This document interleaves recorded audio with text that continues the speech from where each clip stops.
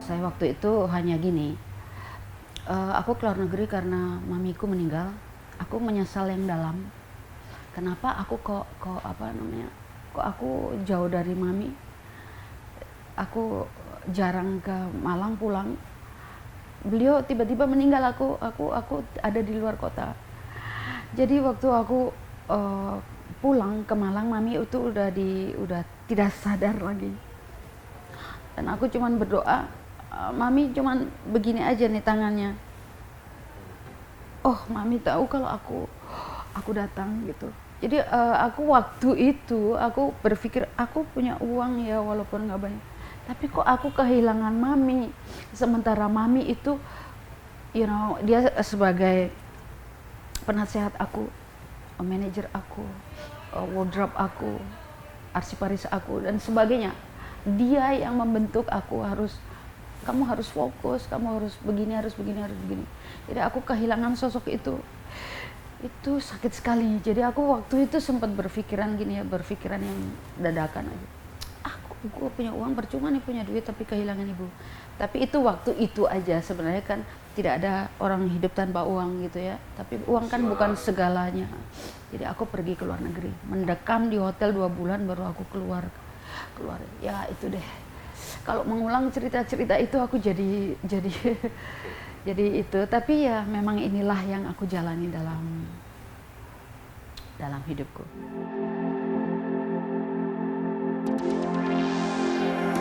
Kita punya Tuhan loh, jangan lupa.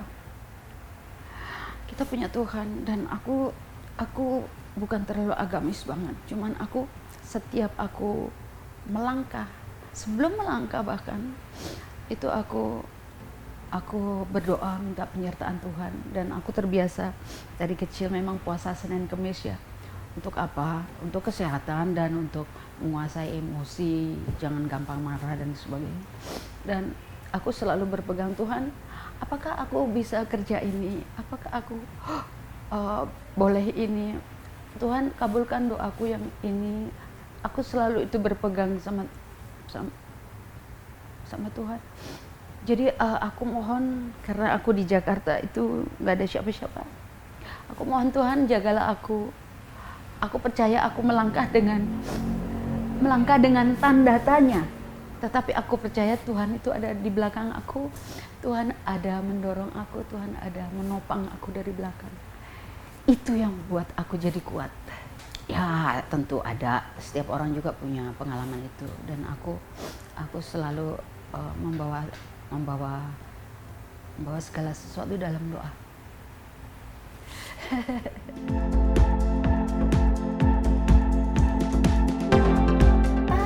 Aku nggak yang seperti itu.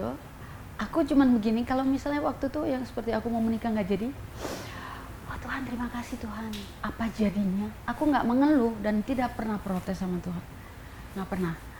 Aku cuman begini, Tuhan terima kasih Tuhan, apa jadinya kalau aku menikah, lalu aku gendong anak dan berhenti menyanyi dan tidak bisa ngurusi diri sendiri dan keluargaku karena aku sudah punya anak ya, tidak bisa take care adik-adikku. Aku nggak pernah protes. Jadi Tuhan punya maksud tersendiri dengan kelahiran seseorang, dengan rezeki, mati, kesehatan, itu Tuhan yang punya hak. Jadi kita hanya perlu berdoa, pasrah. Sementara waktu Tuhan dan waktu kita tuh beda. Kadang-kadang sebagai manusia mungkin protes, Tuhan kok nggak jawab doaku misalnya gitu ya. Cuman aku memang nggak pernah protes. Aku tahu Tuhan punya waktu itu adalah yang terbaik. Kalau tahu sampai hari ini juga misalnya aku belum pernah menikah, ya nggak masalah juga. Karena seperti yang aku katakan, Tuhan tuh punya waktu terbaik itu. Dia tahu kita, kemampuan pribadi kita, kemampuan tuh Tuhan yang tahu. Kalau toh aku belum mampu sekarang untuk segala macam, mungkin Tuhan akan bentuk aku nanti tahun depan atau next year lagi, terus Tuhan punya waktu yang terbaik. So aku selama ini percaya bahwa segala sesuatu itu ada waktunya. Ada waktu menangis, ada waktu tertawa, ada waktu duduk, ada waktu berdiri. Begitu deh.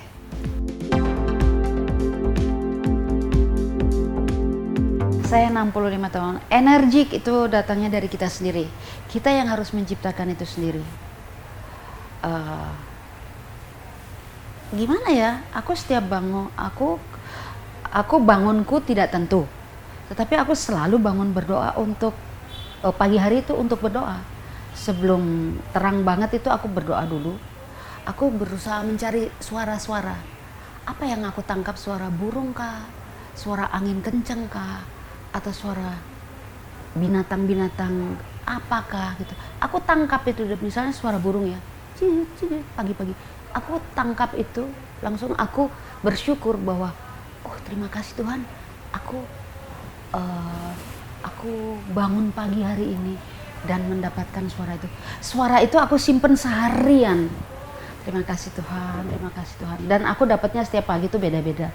Ada suara angin kayak suara apa. Dan setelah itu kita mau tidur aja lagi, atau mau beraktivitas terserah ya. Cuman itu penting buat aku sendiri ya, karena begitu aku dapat pagi-pagi aku udah tersim, oh asik nih, bisa nangkep bunyi-bunyian pagi hari. Jadi hari-hariku tuh akan happy, akan bernafas lega, bahagia. Tapi kalau pagi-pagi kita misalnya udah bete duluan, misalnya apa ya, gue nggak punya uang nih buat belanja ntar, atau gue harus bayar kredit apa, misal orang punya masalah banyak, aku juga ngalami itu, oh ya pernah juga ngalami itu, apa ya, itu kita jadi bete seharian. Tapi kalau kita nangkep sesuatu dan kita merasa bahagia, itu akan kita pelihara, itu kita akan melewati hari-hari dengan baik. Itu aja sih yang bikin aku tetap berusaha untuk kalau awet muda mah itu terserah Tuhan ya. Tapi aku berusaha untuk positive thinking untuk segala hal, dan aku mencari itu di pagi hari. Setelah itu mau bobo lagi ya terserah gitu.